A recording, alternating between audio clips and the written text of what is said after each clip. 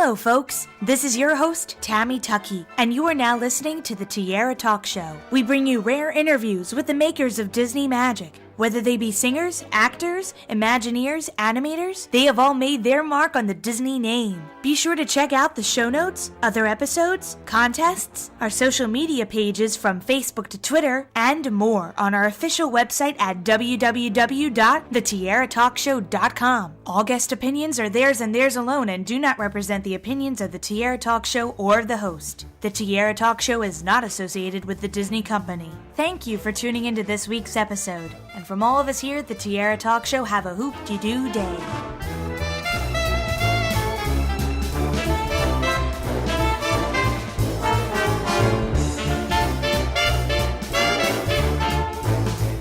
I'm excited to welcome this week's Tiara Talk Show guest, animator Bob Scott, to the show. Welcome, Bob. Hi, nice to be here. I'm so glad we could just get to talk Disney today. And we're going to talk about some other things other than Disney and current projects you've been working on. But I thought we'd first start into the beginnings of you, Bob. You know, what exactly inspired you to be an animator? Well, as most animators will probably tell you, especially my generation, it was television. The fact that you could watch cartoons on TV Saturday morning, and The Wonderful World of Disney was on every Sunday. That was kind of the go-to show for myself, my brothers, and my family, was to watch that every week, especially when there was a cartoon on there. When it was Halloween and they'd have a Donald Duck cartoon with a Halloween theme or such, that was just the best because you didn't get 24 hours of animation the way you do now, so it was really special when those shows would come on. And then, of course, after school, Tom and Jerry, Bugs Bunny. And then I have really fond memories of my dad taking me to see The Jungle Book. I have two younger brothers, and I think I was pretty young. It was probably a re-release, I'm sure, but I remember being very small and my dad just taking me. So my brothers must have been too young to go to a movie theater.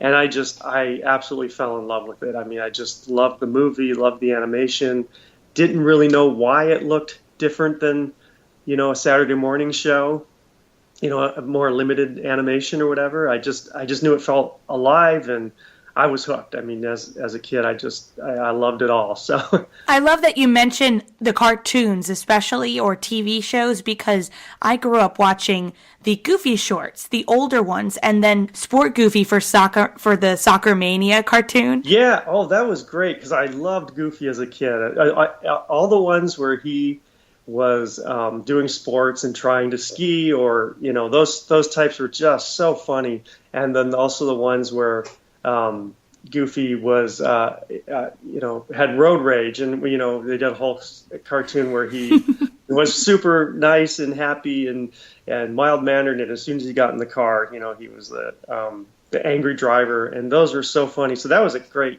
character that I grew up with and loved, and that was done at the time I was still at Cal Arts, and there were a lot of Cal Arts students that the original director of that, his name is Darryl Van Sitters.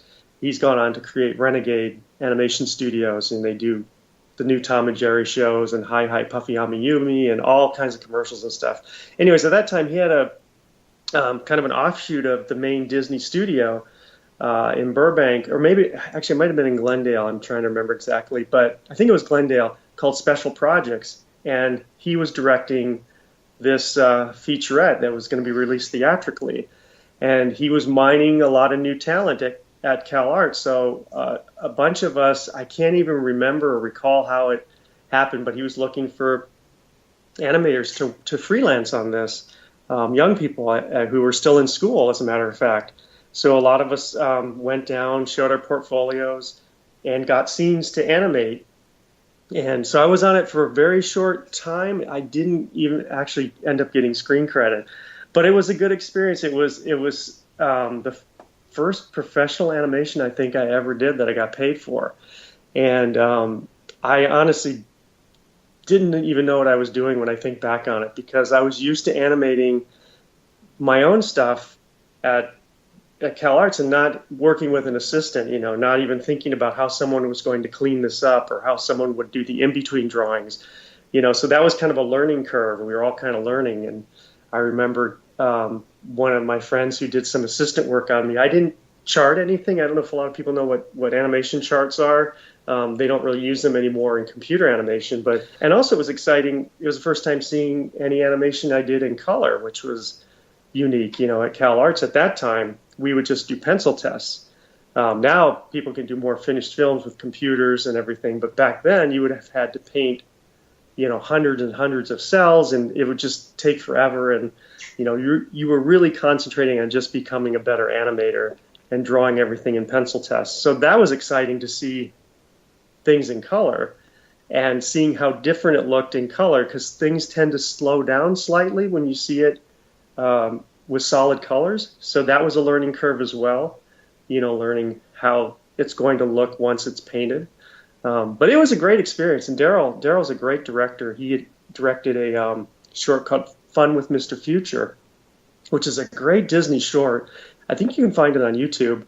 Really, really funny, kind of a UPA, Tex Avery style, which Daryl's really good at. So yeah, that was fun. That was a really fun project to be part of. When I found this credit that is non-Disney just today, I was like, no way. No way you worked on Miriam from The Prince of Egypt, which that film is probably one of my favorite animated films of all time that is non-Disney. And can you talk about how you got involved with this project in particular, and what was the discussion on the style? Yeah, that film, it's interesting because I worked on that coming right off of Cats Don't Dance, and you couldn't find two polar opposites of animation styles. One is very realistic, Prince of Egypt, and the other, of course, is very cartoony. And I really was interested in it because it was something I hadn't done. I really saw it as a challenge to do something more realistic. I love cartoony animation. As I said, that's my favorite style to animate in. But I really just wanted to learn this, and I felt really flattered when Brenda Chapman asked me to come work on it, and I interviewed, and they were willing to take a gamble with me in a sense, because I hadn't done that style of animation, but they believed in me that I could do it, and it was just a steep learning curve for me on that one. I learned so much, and so many really amazing animators that worked on that. James Baxter, and just incredible people that I feel like I learned a lot from. So, I really was lucky to work on that. So I supervised Miriam, and we had a small team of a few other animators, and it turned out really well. I thought they did a great job. Did you ever get to meet Sandra Bullock to kind of take from her mannerisms for the role, or did you get to just see video footage of her? I did. I actually got to meet her. Yeah, I met her and went to one of the recording sessions with her and Jeff Goldblum. Brenda was there, and Simon Wells and Steve Hickner, the directors. And they wanted the animators to go to at least one recording session. I believe all the other animators got to go to one as well with their character and watch them record. And it was great. It's really fun to see what the actors bring to the table, because you can read the script yourself and kind of imagine how the character is going to talk. But the actor always makes a choice that you would. They're so good. She's such a great actress, Sandra Bullock. She brings something to the character that I just would never have thought of. And they videotaped all the performances, so we had that to look at, to kind of study. And speaking of voice work, I see a couple credits of you as an animator for projects like Monsters, Inc. and The Incredibles.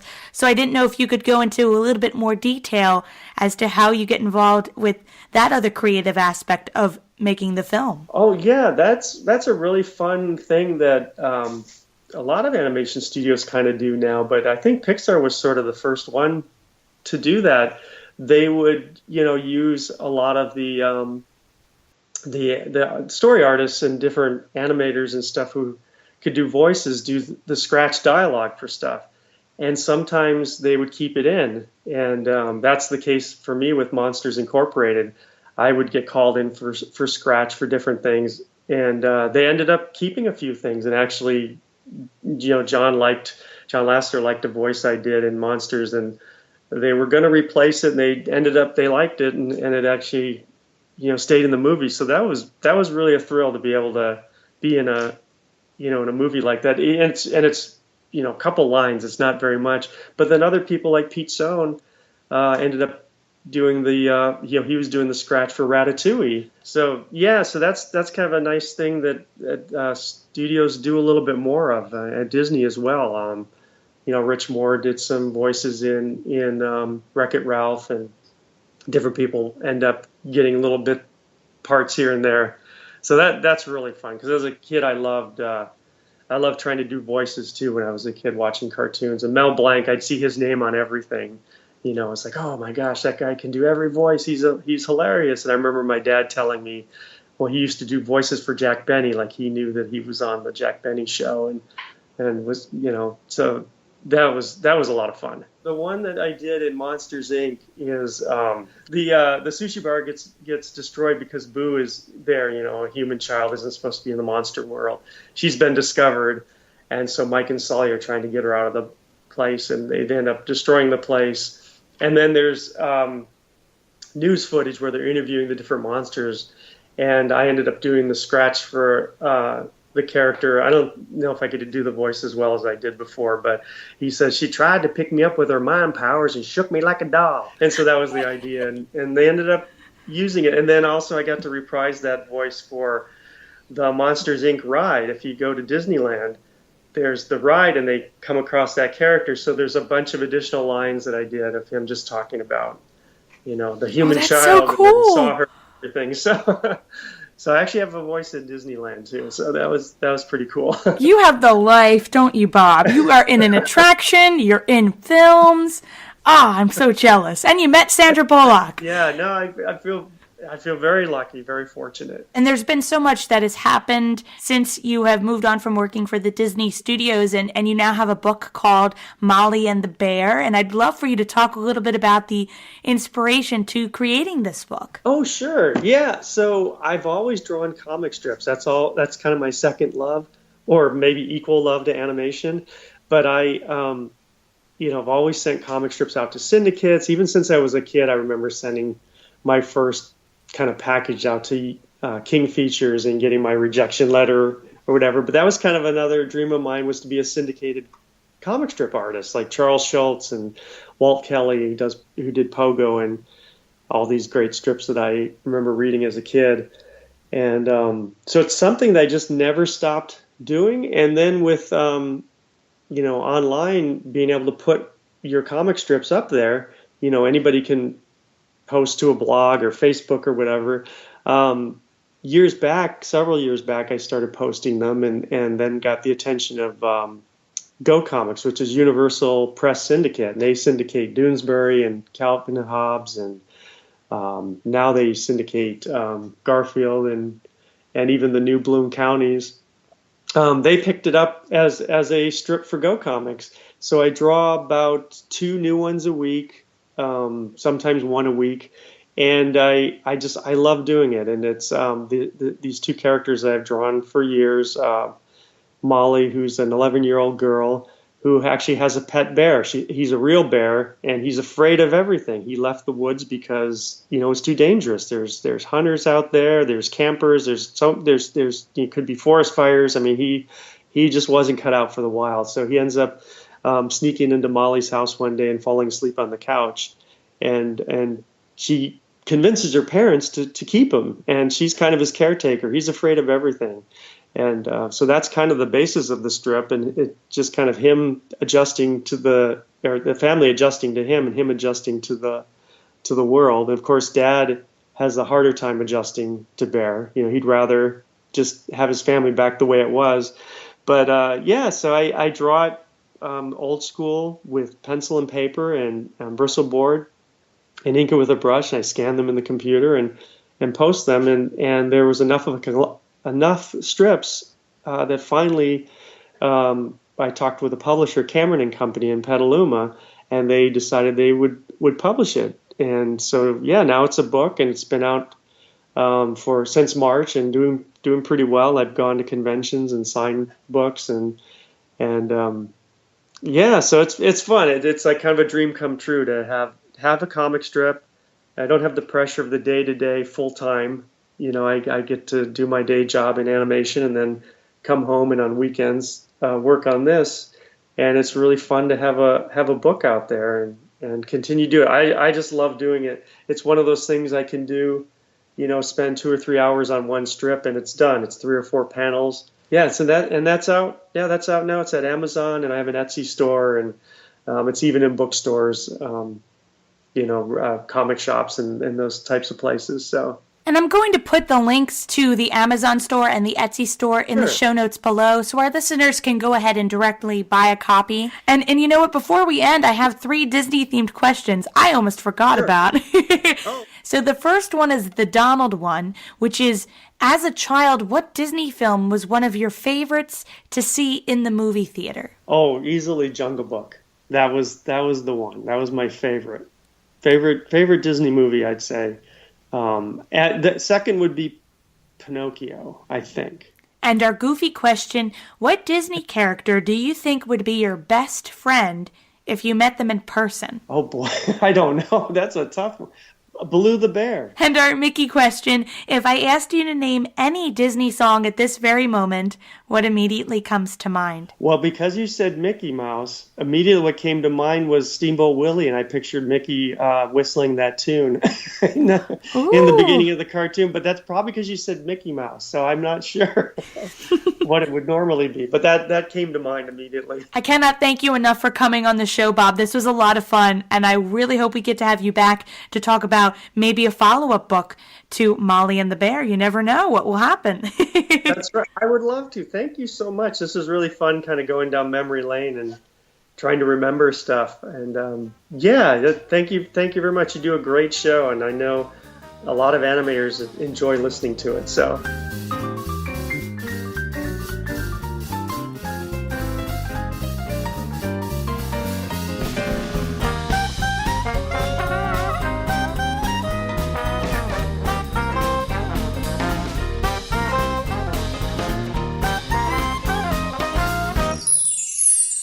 I tried to run from it, but it picked me up with its mind powers and shook me like a doll. It's true! I saw the whole thing!